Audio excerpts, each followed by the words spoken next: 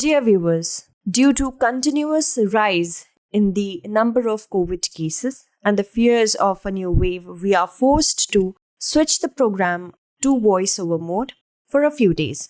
As soon as the situation gets back to normal, we'll be back with the original format of the program. Thank you for your cooperation. Hello and welcome to another episode of the news series. Today we are going to discuss about Swami Vivekananda, the great philosopher of India, who gave India a new direction in the phase of Renaissance. It was in the phase of Renaissance. And of course, since the beginning with the Raja Ram Mohan Roy, we have to cover every important philosopher. And Swami Vivekananda, of course, he was an outstanding spokesperson and a divine orator. So, from the perspective of your examination, specifically from GS Paper 1, Paper 4, and of course essay, we all were thrown aback how the paper of essay was completely philosophical in nature. So we have to be ready for everything. This is what UPSC is teaching us. These are the many topics that we are going to discuss because today is the National Youth Day, as it has been commemorated as the National Youth Day on the birthday of Swami Vivekananda. So let's know about him. Now, basically in 1985, the government of India declared Swami Vivekananda's birthday, January 12th, as the National Youth Day. And his message to the youth was basically, what I want is muscles of iron and nerves of steel, inside which dwells a mind of the same material as that of which the thunderbolt is made. Now, through messages like this, he wished to instill basic values into the youth. So, the theme for National Youth Day 2022 is It's All in the Mind, which is a key teaching of Swami Vivekananda. The day is marked all over India at schools and colleges with processions, speeches, music, youth conventions, seminars, yogasanas, presentations, competitions in essay writing, recitations and sports every year. In Puducherry, this has been inaugurated, but of course in the virtual mode because of the COVID-19 pandemic. The surges can be attributed to the new Omicron variant. But there have been 4 key points which have been pointed out by the Prime Minister during the inauguration of this day, National Youth Day today, that these key pillars are environment, climate and SDG-led growth, tech, entrepreneurship and innovation, indigenous and ancient wisdom, and national character and nation building. So there were certain chosen essays on 2 topics, Mere Sapno Ka Bharat and Unsung Heroes of Indian Freedom Movement. So these were the essay topics which were given for National Youth Day. A lot of entries have been accepted. Many people have written on it as well. Let's know about Swami Vivekananda. He actually was named Narendranath Datta and was born in a very affluent family in Kolkata on 12th January 1863. And by the time he graduated from Calcutta University, he had acquired a vast knowledge of different subjects. Special focus was Western philosophy and history. And he was associated with Brahmo movement for some time as well. Now, during the period of spiritual crises, which was at the cusp of youth of Vivekananda, Swami Vivekananda, he was assailed by many doubts about the existence of God. Now, it was at that time he first heard about Sri Ramakrishna from one of his English professors at college. After that, when he went to meet him and the complete acknowledgement that Ramakrishna had of Swami Vivekananda, not at the spiritual level, but also by love, it made a guru-disciple relationship which is unparalleled in the Indian history, spiritual history. Now, difficult situations arose when the sudden demise of his father was there, and because of that, the family was rendered without any money. He had to take care of his family. And of course, by the disease of Ramakrishna, Sri Ramakrishna, he was going through a very difficult phase because he had throat cancer. So, during this time, Sri Ramakrishna gave specific instruction to Narendra Dattaji, that is Swami Vivekananda, to get a new institution formulated, and that should be a monastic order. In the middle of 1890, after receiving the blessings of Sri Sarda Devi, who was the divine consort of Sri Ramakrishna, and he left after that to Baranagar Mutt and embarked on a very long journey of exploration and discovery of India. Now, through the discovery of India, he became the first religious leader in India to understand and openly declare that the real cause of India's downtroddenness was the neglect of the masses. Also emphasized on improved methods of agriculture, village industry. So, from the basic level, he started acknowledging what was wrong with India. And it was for the first time ever that he showed the faith that if we have to propel ourselves in the future, we have to have faith in the masses, and the masses have to have faith in themselves. And it can be done through religious means, because even though they were poor, the problem of India was a lot, people were still clung to their religion. So he knew that secular knowledge is needed to improve their economic condition, and spiritual knowledge to infuse in them faith in themselves and strengthen their moral sense. And he wanted to set in motion a machinery which will bring noblest ideas to the doorstep of even the poorest and the meanest. And it was to serve as the machinery that Swamiji founded the Ramakrishna Mission. Then, of course, he came to know about the World's Parliament of Religion that was going to be held in Chicago in 1893. Many of his friends and followers and his supporters wanted him to go and attend this. And there were actually two basic aims, you can say, or ambition behind actually going and attending World's Parliament of Religions. First, to spread the master's message, Ramakrishna's message of spirituality and faith, and also to seek financial help for India. And he, after that, gives such a marvelous speech, Brothers and Sisters of America. So, after that, he was accredited with certain names such as Orator by Divine Rights and the Messenger of Indian Wisdom to the Western world. For 3 years, he stayed there.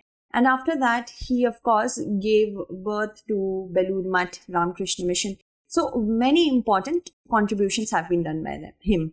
First is, new understanding of religion was propounded by him. He met the challenges of modern science by showing that religion is as scientific as science itself.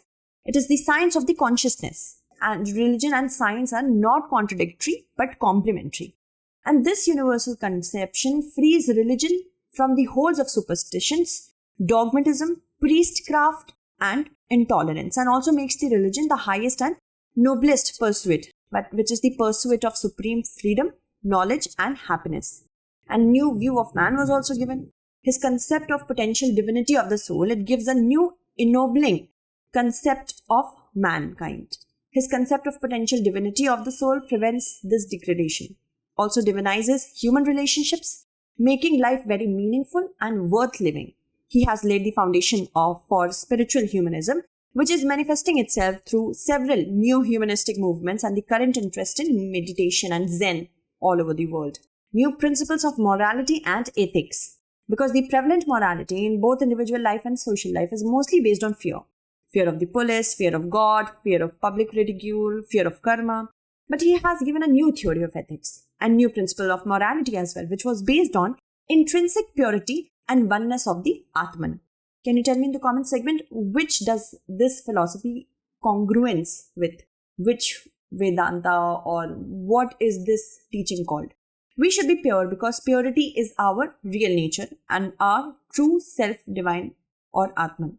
So similarly, we should love and serve our neighbors as well, because we all are one in the supreme spirit known as Paramatman or Brahman. This was his concept. Or his philosophies also provided a bridge between East and the West, and he did it by interpreting Hindu scriptures and philosophies and the Hindu way of life and institutions to the Western people in an idiom which they could understand. He also made the Western people realize that they had to learn much from Indian spirituality for their own well-being. He showed that in spite of her poverty and backwardness, India had a great contribution to the world culture, and he was instrumental in ending India's cultural isolation from the rest of the world. And he was India's first great cultural ambassador to the West. On the other hand, his interpretation of ancient Hindu scriptures, philosophy, institutions, etc. prepared the mind of Indians to accept and apply in practical life two best elements of Western culture, science and technology. So it was a give-and-take relationship between West and East. He also taught Indians how to master Western science and technology and at the same time develop spiritually. Swamiji has also taught Indians how to adapt Western humanism, especially the ideas of individual freedom, social equality, justice and respect for women to Indian ethos. What is the relevance of his teachings in the 21st century? He revealed the true foundations of his culture, that is the Indian culture, and thus clearly defined and strengthened the sense of unity as a nation. He gave Indians proper understanding of their country's great spiritual heritage and gave them the pride in their past. He pointed out to Indians that drawbacks of Western culture and the need for India's contribution to overcome these drawbacks and not the other way around, which was back then white man's burden to civilize the barbaric or the barbarians of India.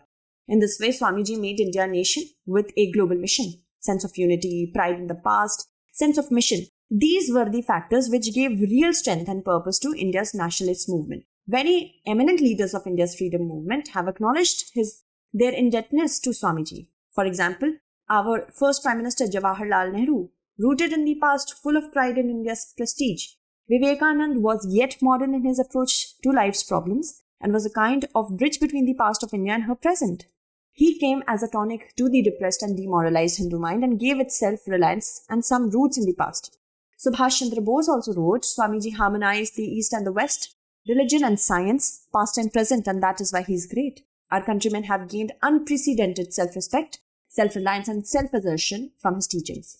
His most unique contribution to the creation of New India was to open the minds of the Indians to their duty to the downtrodden masses. And long before the ideas of Karl Marx were known to India, he spoke about the role of laboring classes in the production of country's wealth. So, Swamiji was the first religious leader in India to speak for the masses, formulate a definite philosophy for service, and organize large-scale social service. So, we have to understand why do we even need to study about him. So, indirectly or directly, there have been questions with respect to Swami Vivekananda. For example, from 1990, gave a critical account of the Ramakrishna mission with special reference to the role played by Swami Vivekananda. Then GS paper 4, which eminent personality has inspired you the most in the context of ethical conduct in life? Give the gist of her teachings. Give specific examples. Describe how you have been able to apply these teachings for your own ethical competence to handle such responsibility in 150 words. Then in 2014, this was a question from 2014. Now we have for 2018. How the Indian concept of secularism is different from Western model of secularism. We have to discuss in 150 words. Then GS paper 1 again in 2019 for UPSC means what makes Indian society unique in sustaining its culture, discuss. Then again in 2019 for GS paper 1 we have examined the linkages between the 19th century's Indian Renaissance and emergence of national identity. Again, you have to write it in 150 words. That I'm not telling you to write. I'm telling you to please just look at these questions. Why do you need to study and in what form you have to study? Okay. Then also, if we talk about essay paper, essay was so, philosophical this time, right? So you can understand that for GS paper 1, for essay paper, values are not what humanity is, but what humanity ought to be. So you can engulf many important things that Swami Vivekananda has said over the years, the quotations specifically. So these are very helpful. These philosophies are very helpful for the essay paper as well. UPSC Mains 2020. For culture, for essay paper, culture is what we are, civilization is what we have. Again, you can have a lot of brownie points from incorporating the teachings and way of life of Swami Vivekananda. Okay. And one more question was there, specifically in UPSC 2021. What does each of the following quotations mean to you? Okay. This was like every work has got to pass through hundreds of difficulties before succeeding. Those that persevere will see the light sooner or later. Swami Vivekananda has said this. So, like this, you have to read many quotations of such philosophers. Specifically, I will tell you about Swami Vivekananda, Raja Ram Mohan Roy, and specifically Indian philosophers. Then we also have Socrates, Plato, Aurobindo Ghosh, many philosophers. You can continuously read their quotations and then try to solve them. Okay. What do you understand by the words of Swami Vivekananda? To set in motion a machinery which will bring noblest ideas to the doorstep of even the poorest and the meanest. In 250 words, you have to write this. So that's it for today. Tomorrow we shall meet again with another segment. Until then, stay updated and thank you so much for watching.